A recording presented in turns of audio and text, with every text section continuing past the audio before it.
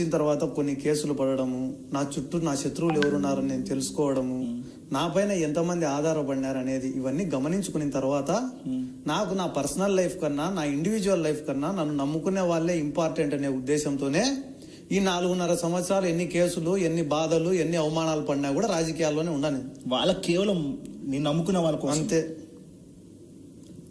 ఇప్పుడు కడపలో నేను తిరుగుతాను, వారానికి ఒక సినిమా, ఫ్రెండ్స్ తో క్రికెట్ ఆడడము, మా అమ్మ వాళ్ళలో పడుకోవడము, ఇదే నా జీవితం. చిన్న ప్రపంచం. ఇంతకు మించి బయట జనాలతో కలిసి అలవాటు కూడా నాకు లేదు.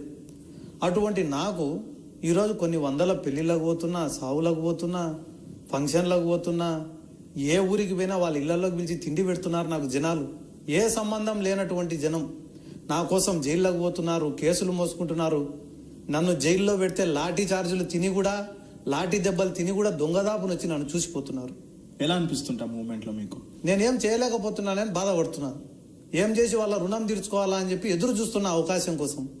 అవకాశం ఎప్పుడు వస్తుంది మీకు? జగన్ రెడ్డి సీఎం అయితే వస్తుంది. జగన్ రెడ్డి సీఎం అయితే మీకు అవకాశం ఖచ్చితంగా వస్తుంది. అవుతాడు కూడా, అవుతాడు, 100% అవుతాడు. ఓకే. సో మళ్ళీ కంప్లీట్ ద ఫ్యామిలీ విషయానికి వస్తాం.